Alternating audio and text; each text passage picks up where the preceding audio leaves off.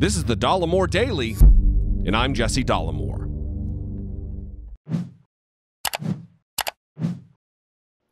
Today's video is brought to you by Surfshark. In a little bit, I'm going to tell you about a deal exclusive to my listeners. Listen, for a long time, we have understood Donald Trump and his strategy at communication. His strategy that has even involved multiple press secretaries. That on one hand, he says one thing, on the other hand, he says the exact opposite thing, and in his mind, he believes that gives him the latitude to claim both positions. Yesterday, at a town hall hosted by ABC, Donald Trump was asked by a questioner why he downplayed the virus in its early days. And, well, why does he still downplay the virus? And he claimed maybe the most ridiculous thing, especially given this last week, what we heard him say with his mouth in the tapes that you're going to hear again soon, in his conversation with Bob Woodward, where he says, I always want to downplay the virus. Here's the moment from ABC. Try not to let your head explode. Student Johnny Powell asked him this question. If you believe it's the president's responsibility to protect America, why would you downplay a pandemic that is known to disproportionately harm low-income families and minority communities? Yeah.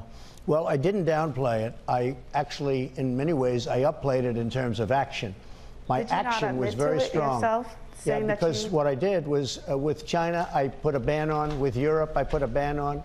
And we would have lost thousands of more people had I not put the ban on. So that was called action, not with the mouth, but in actual fact. We did a very, very good job when we put that ban on. Whether you call it talent or luck, it was very important. So we saved a lot of lives when we did that. Whether you call it talent or luck, we did a really good job. And I always upplayed the virus. First of all, the questioner was visibly frustrated by his disrespectful answer and behavior toward her while she tried to give a follow-up, and he barreled right through. Dismissive, as he always is.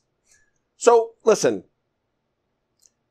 I just want to remind everybody what we did just hear this week from Donald Trump's own mouth, talking to Woodward. Here, he's claiming that he upplayed the virus. And then here, a few months ago, is when he says with his mouth that he definitely always wants to downplay it. Give me a moment of talking to somebody, going through this with Fauci or somebody who kind of, it caused a pivot in your mind, because it's clear just from what's on the public record that you went through a pivot on this to, oh my God, the gravity is almost inexplicable and unexplainable. Well, I think, Bob, really, to be honest with you, sure, I want you to. I wanted to always play it down. I still like playing it down. Yes, because I don't want to create a panic. I wanted to always play it down. I still like playing it down. Before we move on, I want to talk about today's sponsor. Being someone who's online a lot, whether it be researching for videos or being on social media or shopping online more since I'm home a lot more, I'm at risk. And the best way to keep myself and you safe online is using a reputable virtual private network, or VPN. I use Surfshark. And for a limited time, using my link, surfshark.deal/Dollemore, you can get 83% off a 2-year plan and 3 extra months completely free. Getting it through my link makes your subscription only $2.21 per month, so you can browse securely on all of your devices, all of them, simultaneously.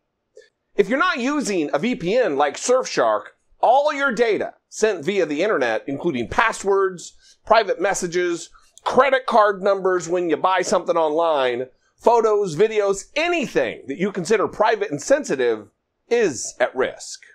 Surfshark encrypts all those data you send over the internet, protecting it using industry-leading security and data encryption. But doing it while being super simple to use, which is important to me because I'm not tech smart.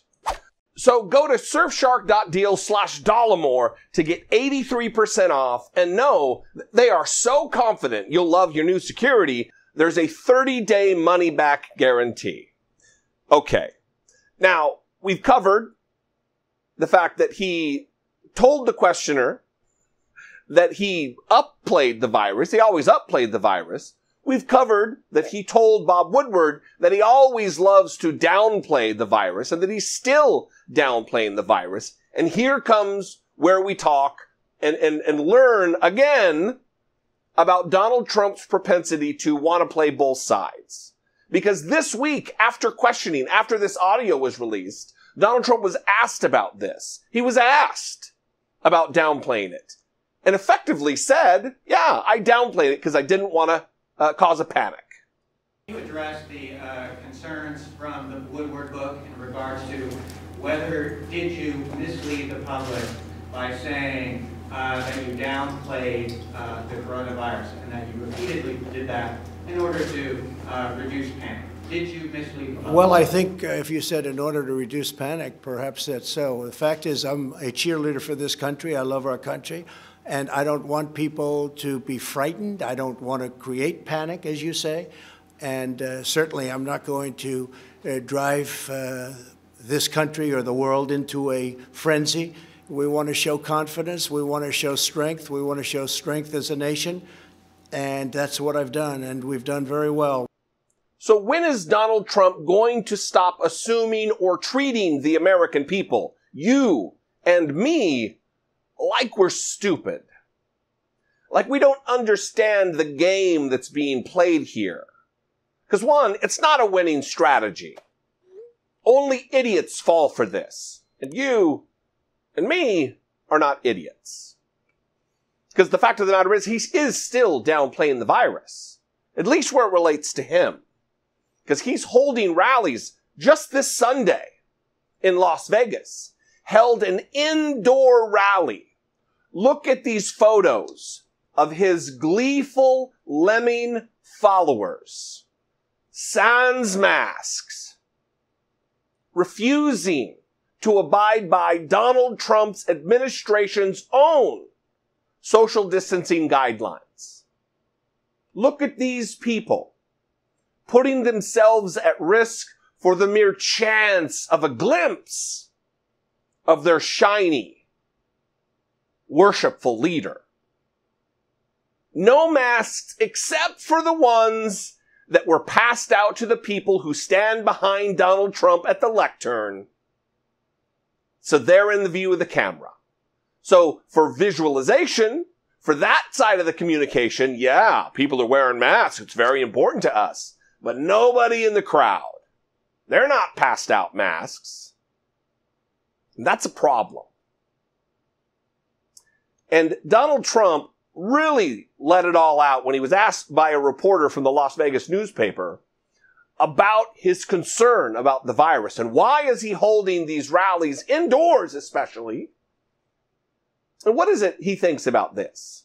Watch his ridiculously careless answer. Is this.